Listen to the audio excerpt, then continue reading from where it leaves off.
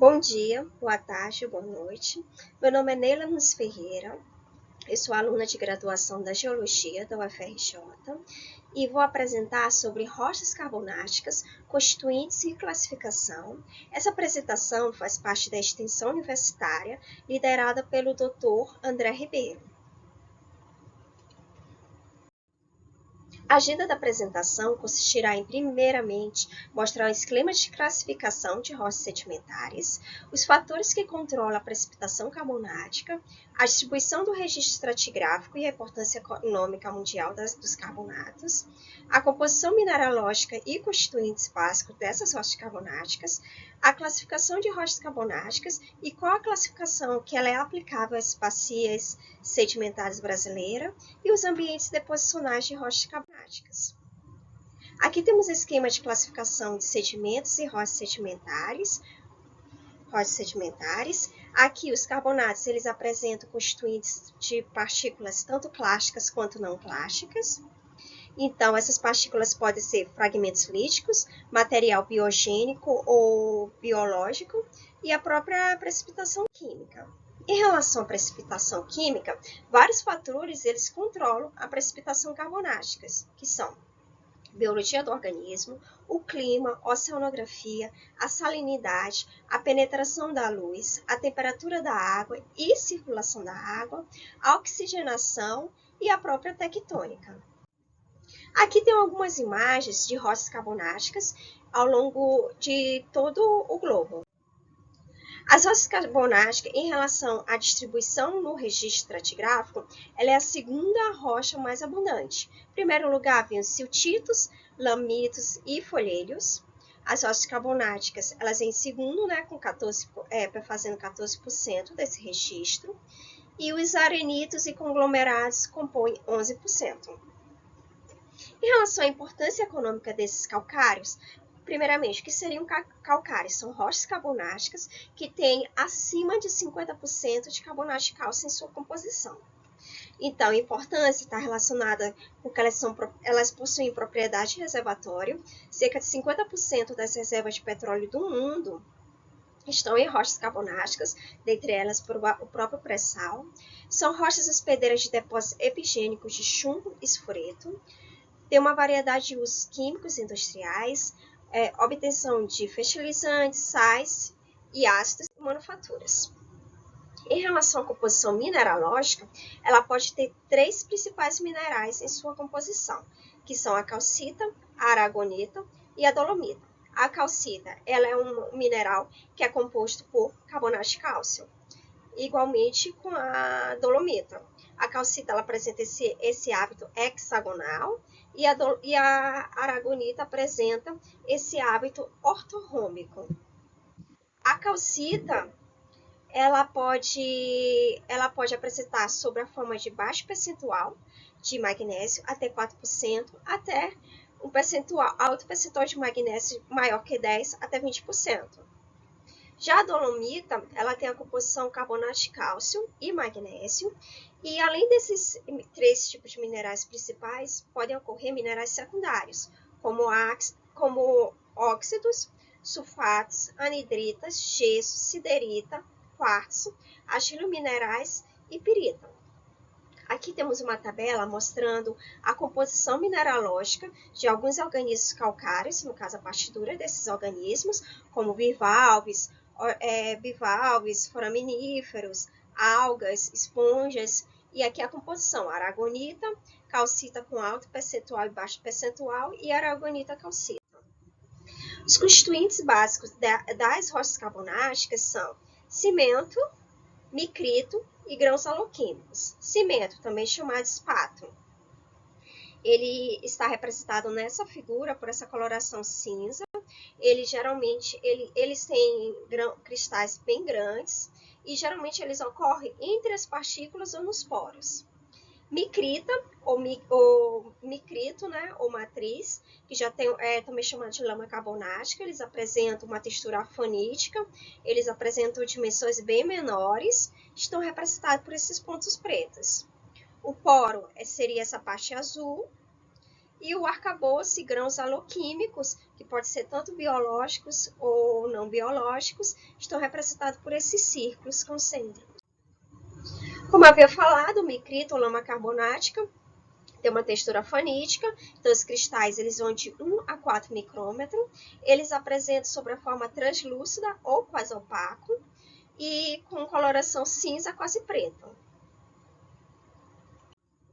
Já o cimento, ele já apresenta uma granometria bem expressiva, é maior que 10 micrômetros, ele apresenta uma textura variável, que esses contornos mais ondulados, que seriam xenotópico, ou idiotópico, que tem essas facetas bem marcadas. Eles apresentam de forma transparente e ocorrem entre os grãos e preenchendo poros. Aqui tem uma imagem desse cimento idiotópico, podemos observar as facetas bem marcadas. E aqui mais duas imagens, então, podemos observar eles preenchendo os espaços entre os grãos. Já em relação à parte aloquímica, esses sedimentos podem ser, como eu havia falado, biológico, de origem biológica ou não biológica. Vou falar primeiro de origem não biológica. O primeiro exemplo são os oóides. Oóides, eles são essas partículas, forma esférica, e apresentam dimensões menor que 2 milímetros. Eles apresentam esses envelopes concêntricos e contínuos, e na parte mais central, um núcleo aloquímico de grão terrígeno. Além disso, apresenta essa estrutura fibrorradiada, como podemos observar, e são originados por acreção físico-química. Eles podem apresentar desta maneira ou como óleo policomposto. Aqui é uma imagem muito linda de uma partícula, uma seção delgada de nicóis cruzados, de oóides, onde a gente pode ver esses anéis, né? Esse revestimento, esse envelope contínuo e a estrutura fibrorradiada. Isso aqui são oóides do Bahama, são oóides recentes do Bahamas. O pisóides lembra muito o oóides, só que eles têm dimensões superiores a 2 milímetros. O oóides é menor que 2 milímetros e o pisóide maior que 2 milímetros. Os oncólitos lembram um pouco os oóides, só que eles apresentam uma forma subesférica a elíptica. As dimensões já lembram mais do pisóides, que são maior que 2 milímetros. Eles apresentam envelopes também, mas esses envelopes são descontínuos. E além disso, que diferencia também, ele apresenta esses sedimentos presos entre os envelopes. Também apresenta o núcleo aloquímico, o grão terrígeno, e eles são originados por acreção não fisicoquímica, mas sim orgânica, por cianobactérias. Eles podem apresentar sobre essa forma ou sobre a forma de aglomerado. Aqui temos oncólitos. Agora, os pelóides e pelóides fecais, eles são subesféricos, eles são micríticos, e a denominação pelóides fecais são para grãos elipsóides de seção circular, de origem fecal, com diâmetro entre 0,1 a 0,5 milímetros. Podemos observar que ele tem uma estrutura do tipo grumosa. Aqui temos alguns exemplos desses pelóides fecais. Os esferulitos, eles são muito bonitos, eles apresentam essa forma mais esférica, a subesférica, e tem um contorno do tipo liso, como neste caso, ou do tipo lobular, como nesses dois casos, e tem dimensões inferiores a 2 milímetros. Aqui podemos observar o quão lindos são esses esferulitos, em nicóis paralelos e nicóis cruzados. Os intraclastos também são de origem não biológica, eles apresentam uma variedade de formas, pode ser mais do tipo tabular, mais esférico, mais elíptico, mais subesférico, e eles têm origem relacionada à erosão e à redeposição na própria bacia de deposição. Aqui temos exemplos de intraclastos. Já o grapestone, eles são torrões de grãos de carbonato em forma de uva. Eles apresentam sobre essa forma de aglomerado, agregado. Aqui temos uma amostra de oóides bem selecionados e em menor proporção vou encontrar intraclastos e também os grapestones. Grãos botrioidais, eles são aglomerados, aglomerados, de gravestone, só que eles são revestidos, envolvidos por esses oólitos, que são esses envelopes. Aqui temos um padrão botrioidal laminado do mar da China, sul da China. Agora a gente ainda estamos nas partículas aloquímicas, mas agora vamos passar para partículas de origem biológica, que são os biológicos-clastos. Então, são fragmentos de esqueletos de organismos calcários, como foraminíferos, ostracoides, trilobitas, equinoides, dentre outros. Podemos observar que eles apresentam uma grande variação de textura, principalmente os moluscos. Os moluscos eles podem se apresentar sob a forma lamelar, podemos observar, sobre a forma homogênea, que além dos moluscos também mostram esse tipo, os trilobitas e os ostracoides, sobre a forma prismática, sobre a forma microgranular, que é observada também em foraminíferos, sobre a forma nacarada, sobre a forma foliada. Agora, como grãos únicos, como cristais únicos, podemos observar em organismos como tipo crinoides, equinoides e esponjas calcárias. Já os belemites, eles apresentam essa forma de tipo radial e os corais, eles apresentam sobre a forma esferulítica. Aqui temos um bivalve, essa parte mais branca. Aqui temos os braquiópodes. Aqui temos gastrópodes. Aqui temos ostracoides, que são homogêneos, né? E aqui são válvulas articuladas.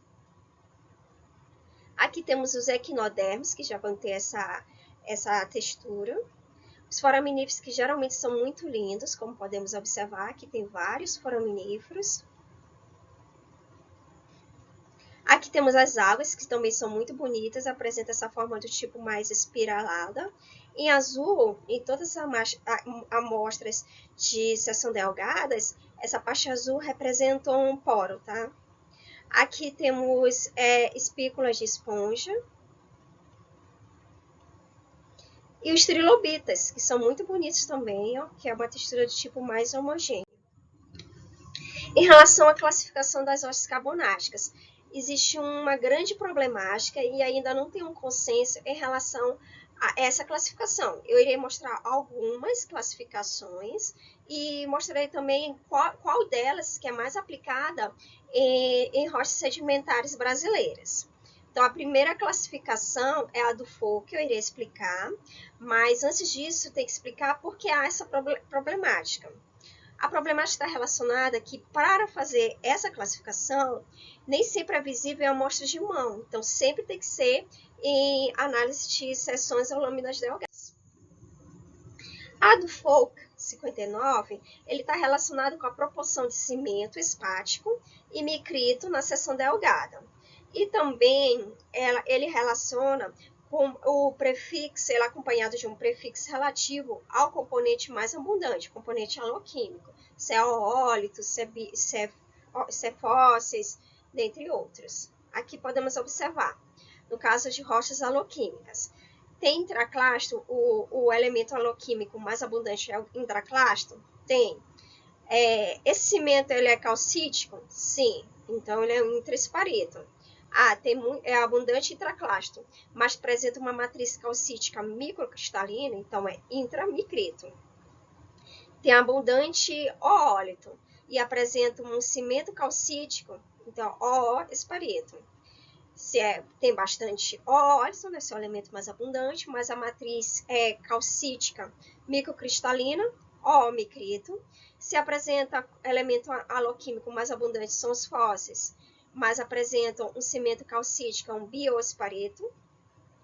Se esses fósseis estão em uma matriz calcítica microcristalina, é um biomicrito. Se esses pellets, eles apresentam um cimento calcítico, ele é pelesparito. E se apresenta uma matriz micrítica, é um pelmicrito. Se não tem nenhum tipo de elemento aloquímico, ele é um micrito e também pode ser um desmicrito. E já se eles têm elementos autóctones de rochas de recifes, já vai ser um litímetro. Aqui é outra forma de olhar também a classificação do FOU, que foi tirada do Terra e Colaboradores 2010. Então, aqui vamos ter a classificação textural de FOUC para sedimentos carbonáticos. E aqui temos o percentual de elementos aloquímicos. Por exemplo, se a matriz ela é mais do que 2/3 de micrítica, então a matriz mais fina, aí se é matriz suportado, ele já enquadra nesse tipo de classificação. Aí vamos. Qual o percentual de aloquímica? De 0 a 1%? Então, o micrito. Se é esse percentual de 1 a 10% de aloquímico, então vai ser um biomicrito fossilífero.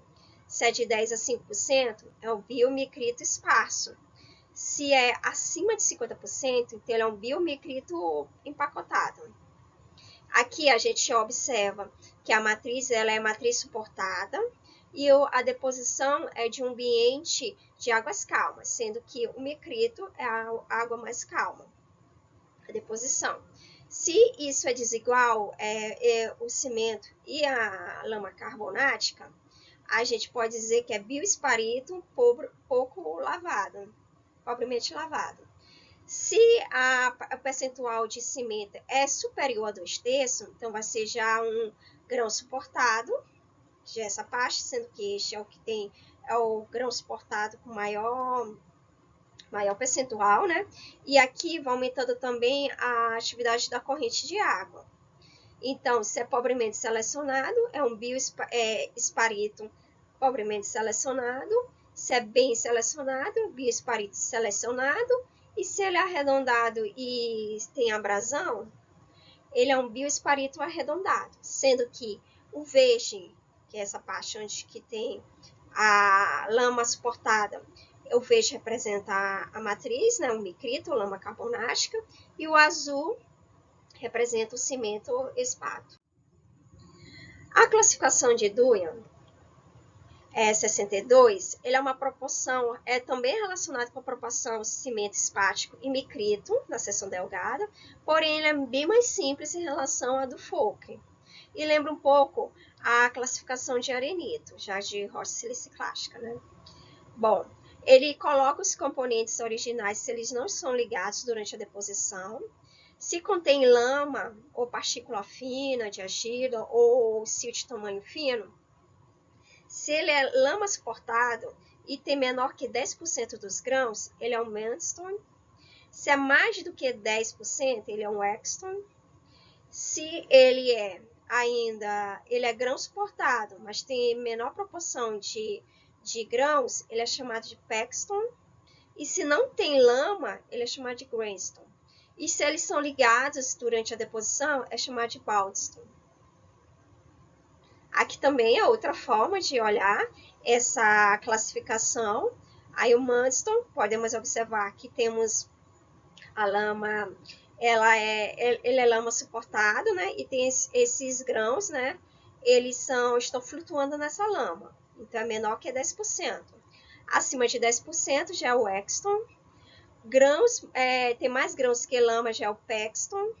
Não tem lama, já é o Grainston. E se eles são ligados organicamente durante a deposição, são Baldeston.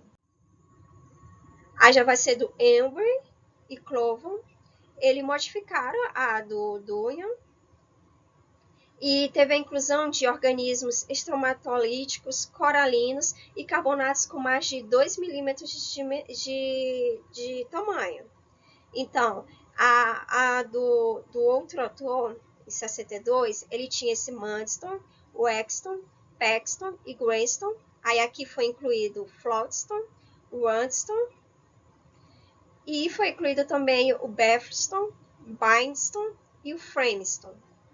Além do carbonato sem uma textura reconhecida, que é chamado de carbonato cristalino. Aqui é outra forma de observar, só em destaque o que foi adicionado. Aí o Flotston, o Randston, o Befston, Bindstone e o Frameston. Bom, agora eu vou falar sobre a classificação de rochas carbonáticas aplicáveis às bacias sedimentares brasileiras. Vou utilizar a classificação de terra e colaboradores de 2010.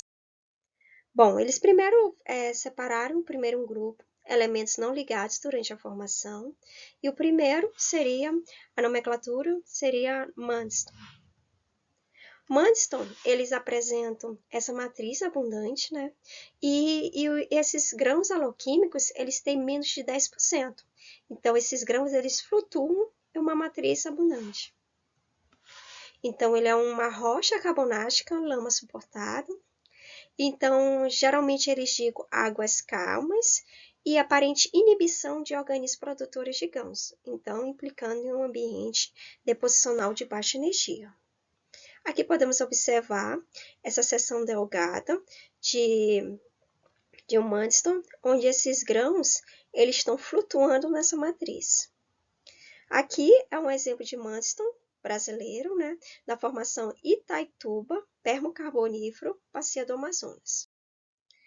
O próximo seria o Exton, elementos não ligados durante a formação. Eles já vão apresentar mais do que 10% dessa seção, né, dessa amostra de grãos aloquímicos. Eles ainda são grãos suportados, mas com maior percentual de grãos aloquímicos. Eles indicam também uma água calma e com restrição de organismos produtores de grão. Então, isso implica que em um ambiente deposicional de baixa energia. Aqui podemos observar que é a parte de lama, né? Essa parte micrítica, né? A parte micrítica ou lama carbonática e a presença de mais grãos. Aqui temos o Exton com fusulídeo da formação Cruzeiro do Sul, aqui no Brasil, na bacia do Acre.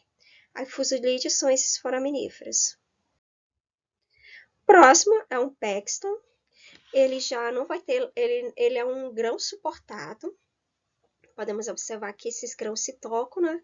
E uma percentual de grãos maior. Então, à medida que eu for explicando, o percentual de grãos aloquímicos vão aumentando. Então, é um grão suportado. Eles podem ser divididos em duas classes, segundo esse trabalho do Lucia, 99, que é um Paxton dominado por grãos e um Paxton dominado por lama. E qual a importância disso? A importância que essa divisão é importante para ter um melhor entendimento da qualidade de reservatório, já que quando esses grãos eles são grãos suportados, eles implicam um reservatório melhor. Aqui temos a imagem dessa classificação petrofísica e geológica desses carbonatos, com a fábrica dominada por grãos, então Greenstone e Paxton, e fábrica dominada por lama, Paxton, Wexton e Mudstone. Esses Paxton, eles indicam um range de propriedades deposicional, mas sugere um processo de baixa energia, porque apresenta ainda lama, enquanto que os grãos, eles indicam uma alta energia nos processos. Aqui podemos observar que ainda tem essa lama, né? Mas esses grãos, eles já são mais abundantes a gente pode observar nessa seção delgada. Aqui temos um Paxton oncolito porque eles já têm essa forma mais subesférica e aí, mesmo assim apresentam ainda um pouco de lama. Então, esse aqui é da formação Ponta do Mel, do Cretáceo, na bacia Potiguar. O próximo que eu irei falar são os Greenstone, já não tem lama, como podemos observar. Eles são grão suportado e ausência de lama. Como eles têm ausência de lama, eles já não têm mais uma baixa energia no ambiente deposicional. Em relação a essa energia, esses ambientes já são de moderada a alta energia. E pode ter significância hidráulica também. Esse autor, ele menciona que a origem pode estar relacionada a 3 tipos de processos. Ele pode ter se produzido em alta energia, por ter só grãos, pode ter se produzido por correntes, ou pode até estar relacionado com sedimentos lamosos, que foram previamente lamosos. Aqui podemos observar esses Greenstone. Em azul são os poros, né, que evidenciam, e podemos observar que não há nenhum tipo de matriz. Aqui temos o greenstone, oolito, podemos observar que são oolitos porque eles são esféricos, né? E apresentam esses envelopes, né? E um núcleo aloquímico no centro. Esses aqui são da formação Guarujá, do Cretáceo, da Bacia de Santos. O próximo que eu irei falar são floodstone. Eles apresentam esses grãos com dimensões bem elevadas. Aqui temos uma amostra, né, mostrando uma amostra, né, evidenciando esses floodstone. E aqui temos floodstone com amonoides, que são um tipo de moluscos, da formação Riachuelo, também do Cretáceo, da Bacia de Sergipe. Agora vamos para o Randstone. O Randstone, ele também apresenta essas grandes dimensões. Aqui podemos observar esses Randstone. Aqui temos o Randstone da formação Ponta do Mel, do Cretáceo também, da Bacia Potiguar. Bom, agora vamos para o bioacumulados. Bioacumulados são rochas carbonáticas constituídas por um tipo de organismo predominante, com tamanho areia ou maior e praticamente sem retrabalhamento, ou seja, in situ. Tem que destacar que são organismos com tamanho areia ou superior. Por exemplo, se encontrar bioacumulação de organismos pequenos, como nanofósseis, foraminíferos planctônicos, eles não estão incluídos nessa denominação. E, além disso, na hora de classificar, coloca-se a denominação do organismo que é principal. Por exemplo, bioacumulado de ostracoide, bioacumulado de gastrópode, bioacumulado de macroforaminífero, bioacumulado de crinoides. O termo coquina, que é muito utilizado, comumente utilizado, ele é usado para forma abrangente nas bacias da margem continental brasileira, para as rochas ricas em bivalves e incluem 3 tipos de rochas carbonáticas: bioacumulados, o pegstone, o randstone com matriz e o greenstone ou randstone sem matriz. O bioacumulado é quando essas válvulas elas estão preservadas e geralmente elas têm com matriz. Já o pegstone, o randstone com matriz, é quando as válvulas estão retrabalhadas e a rocha ela é sem matriz. Ela tem matriz, desculpa. Já o greenstone e o randstone sem matriz, as válvulas também foram retrabalhadas e a rocha não tem matriz. Esse greenstone e o randstone sem matriz, eles são muito bons porque eles constituem rochas de reservatório, por não ter matriz. Aqui temos bioacumulados de foraminíferos, podemos observar, são esses organismos aqui, da formação Amapá, do Paleógeno da Bacia de Foz do Amazonas. O próximo que eu vou falar são as brechas. As brechas, elas apresentam fragmentos, né, partículas já grandes, com um contorno bem angulosos. Elas são suportadas pelos grãos, com mais de 50% dos grãos angulosos e maiores que 2 milímetros. Podemos observar que elas são bem marcadas, essas facetas. A angulosidade restringe o uso desse termo para os casos em que os grãos são intraclastos ou fragmentos estromatolito, trombolito, laminito, leiolito, dendrolito e esferolito. Aqui temos brechas, podemos ver a angulosidade desses grãos. Aqui são grãos, eles são grandes, né? Aqui tem uma escala de 1 centímetro. Aqui é a brecha do grupo Macaé, do Cretáceo, da Bacia de Campos. Agora vamos para os elementos que eles são ligados durante a deposição, que estão in situ. O primeiro que eu vou falar são baldstone. São rochas formadas in situ, como eu havia falado, cujos componentes da trama original, fábrica original, foram ligados durante a deposição. Pode-se complementar a denominação incluindo o principal organismo formador, por exemplo, baldstone coralgal, mas esse pode ser constituído por corais, por algas, por rudistas, estromatoporoides, entre outros. Geralmente são depositados em alta energia, onde as correntes podem promover nutrientes para esses organismos. Aqui temos uma rocha exibindo no afloramento esse arcabouço de baldstone. Aqui temos baldstone coralgal. Aqui temos uma fatia de testemunho e aqui em lâmina delgada. Eles são da formação Ponta do Mel, Cretáceo, Bacia Potiguar. Já esses autores, o Embry e o Clovan, eles fizeram em 3 subdivisões, que é o Framestone, que são os organismos ligados para um arcabouço rígido, o Bindstone, organismos incrustados e que perderam essa união dos sedimentos, e o Blefuston, que não forma arcabouço. Aqui temos um de coral, né? Esse Baldstone de coral. E aqui é a rocha exibindo esses componentes, no qual a matriz ela é o Exton e ela está ligada por camadas ou organismos ligantes. Aqui são a rocha mostrando também, e ela é composta por hidrozoários ramificados. O próximo que eu vou falar são os estromatolitos.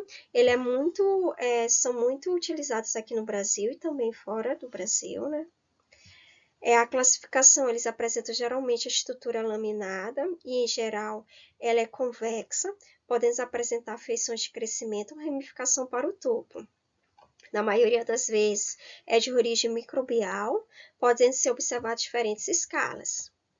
Os estromatolitos, eles podem apresentar a variação do tipo estromatolito arborescente, estromatolito arbustiforme e estromatolito dendriforme. O estromatolito arborescente, eles são componentes ligados e se organizam de forma ramificada e divergente. Possuem comprimento, o comprimento é maior que a largura. Já o estromatolito arbustiforme, ele se organiza de forma ramificada ou não na base, pode ser ramificada aqui ou não na base, e a razão, a altura e largura é aproximadamente 1 para 1. Já o dendriforme, ele se organiza de forma intensamente ramificada e do tipo divergente, e o comprimento, como podemos observar, é bem maior que a largura. O tamanho médio dos elementos e corte vertical, eles podem ser muito pequenos, menor que 0,2 cm, pequenos, 0,2, 0,5, médios, 0,51 a 1,5 ou grande maior que 1,5 cm. Em relação ao pacotamento, eles podem ser denso, normal e aberto. Denso é quando todos os elementos se tocam. Normal, alguns elementos se tocam. E se aberto, é raro nenhum elemento se toca. A geometria ela pode ser do tipo dômica, escala de testemunho, né? Tabular, colunar e cuneiforme. Aqui temos estromatolito, formação salitre, proterozoico superior da bacia de São Francisco. Aqui tem um estromatolito arborescente, da formação Barra Velha, muito famosa, do Cretáceo da Bacia de Santos. Esquema de dimensão vertical maior que horizontal. E aqui é uma fatia de testemunho e aqui é a fotomicrografia em nicóis cruzados. Já os estromatolitos arbustivos, também da formação Barra Velha, que é do Cretáceo, Bacia de Santos.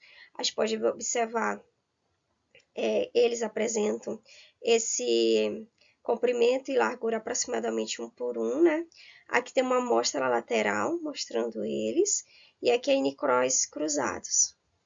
Nicóis paralelos, desculpa. Aqui o dendriformes, que eles têm um comprimento bem maior do que a largura. Aqui é uma dimensão também da Barra Velha, Bacia de Santos, e aqui é a fatia de testemunho. Agora vamos ao trombolito. Ele é um depósito de textura macroscópica, coagulada, maciça e dômica. Na maioria das vezes também é de origem microbial. Aqui é o trombolito, da formação Riachuelo, Cretáceo, da Bacia Sergipe-Alagoas. E o dendrolito, ele é um depósito microbial de estrutura dendrítica, essa parte preta aqui, formada por cianobactérias esqueletais. Aqui é um dendrolítico com fábrica semelhante a Bush, e esses aqui são da China. essa parte mais escura aqui. Aqui a fotomicrografia também, mostrando esse arcabouço esqueletal dendrolito. Já o leiolito são depósitos microbiais dômicos e sem laminação ou coagulação. Aqui temos exemplo desses leiolitos do Reed. Esferolito. São rochas compostas por partículas de forma esféricas ou subesféricas, que são aqueles que apresentam aqueles anéis, aqueles envoltórios concêntricos e contínuos e estruturas fibrorragiadas. Eles apresentam sob a forma de contorno liso ou lobados, esferolitos, de tamanho menor que 2 milímetros. Pode ocorrer da forma amalgamada ou isolada. Nos casos quando tem argila, pode ser esferolito com argila, esferolito suportado com argila, até 10%, maior que 10%. Argilito com esferolito com argila, quando ele é argila suportado. Então, quando ele é esferolito com argila, se o esferolito ele é abundante, é esferolito suportado. Se a argila é abundante, é argilo suportado. E argilo laminar com esferolito, a argila ocorre em lamelas. Aqui é esferolito da formação Barra Velha, super mencionado, né? Cretáceo, Bacia de Santos. Aqui é a amostra lateral, e esse aqui é a amostra de seção nicóis paralelos, em azul são os poros. Aqui é esferolito com argila, também da formação Barra Velha, Bacia de Santos. Temos fatia de testemunho, nicóis paralelos e nicóis cruzados. Agora vamos falar de travestino e tufa. Rochas carbonadas bandeadas, formadas pela precipitação de superfícies de soluções concentradas em carbonato de cálcio ao redor de fonte quente, geralmente, devido à perda de gás carbônico por evaporação de bactérias. Já o travertino, ele é utilizado na construção de principais de prédios, né, na Roma Antiga. A gênese é a intervenção de bactérias, geralmente é associado. Aqui é uma exposição mostrando esses travestinos, acumulação de travestinos, e aqui é um travestino que está no trabalho, né, desse Terra e Colaboradores, lá na Itália. Agora vamos para os laminito. São rochas carbonáticas de granulação fina, lamosa e opelioidal, formada pela recorrência de laminações delgadas. Ele pode ser laminito liso, superfície lisa, origem microbial ou não, ou laminito granulado, que é essa ondulação, superfície granulada, origem microbial, só é microbial. Aqui temos um laminito liso, da formação Barra Velha, Cretáceo, Bacia de Santos. Aqui temos a amostra lateral e a fotomicrografia de nicóis e nicóis paralelos. Aqui temos o laminitos crenulado, também da formação Barra Velha. Esse aqui é uma amostra lateral e aqui é uma fotomicrografia de nicóis paralelos. Agora vamos para os calcários cristalinos. Esses calcários cristalinos não apresentam uma textura reconhecida e a extensiva dolomitização comumente ela oblitera a textura deposicional original. Aqui temos carbonatos cristalinos e aqui calcário cristalino da formação salitre da Bacia de São Francisco, no caso do Proterozoico. Agora vamos para os dolomitos. Dolomitos são essas estruturas, né, que são ricas em dolomita, que são aqueles carbonatos de cálcio e magnésio. Aqui é do grupo Macaé, Cretáceo, Bacia de Campos. Agora vamos para a parte de ambientes deposicionais de rochas carbonáticas. Elas podem ocorrer em vários ambientes, desde ambientes marinhos, como as plataformas carbonáticas, ambientes não marinhos, ambiente lacustre, carbonatos pedogênicos, águas claras, quentes e rasas. Também pode se formar a partir da erosão ou lixiviação e transporte do material carbonatos de zona de dissolução à zona de precipitação, que leva à sedimentação dessas rochas em camadas paralelas e horizontais. Aqui temos em ambientes lacustres, que é a deposição por precipitação inorgânica, sedimentação microbial, algálica e areias esqueléticas. A laminação aqui podemos observar que é ritímica, composta por pares de carbonatos. Ela também pode ocorrer por evaporação mais significativa, por exemplo, lagos salinos com formação de depósitos evaporíticos, como sais. Aqui é a matéria orgânica e salinas da Lagoa de Araruama. Temos carbonatos pedogênicos, eles ocorrem em regiões áridas, em que a precipitação é de 200 a 600 milímetros por ano, e a evaporação ela excede a precipitação. Ocorre em planícies de inundação de rios, sedimentos continentais, depósitos eólicos, lacustres coluviais, sedimentos marinhos. Se formam por exposição subaérea. Aqui temos calcrete, nódulos em camadas contínuas de maciço e laminação, e apresenta textura pisolítica. Agora eu vou falar dos carbonatos marinhos, plataformas carbonáticas. São espessas sucessões de carbonatos marinhos de ambiente raso, são uma característica do registro geológico. As plataformas carbonáticas desenvolvem-se ao longo das margens continentais passivas em bacias intracratônicas, rift e bacias foreland. 5 tipos de plataformas carbonáticas são reconhecidas.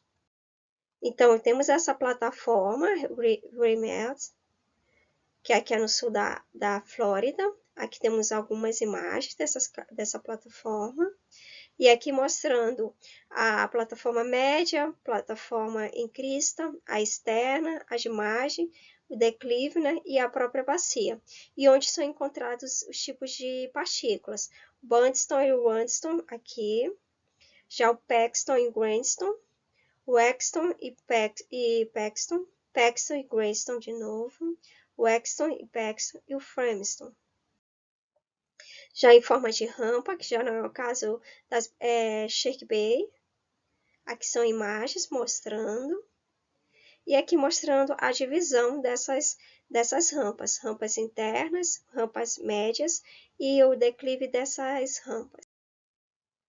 Já a plataforma empírica, aqui mostrando uma imagem.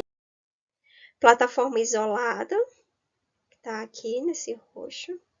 E aqui mostrando as margens submaré, principais fontes de carbonatos no flanco de progradação.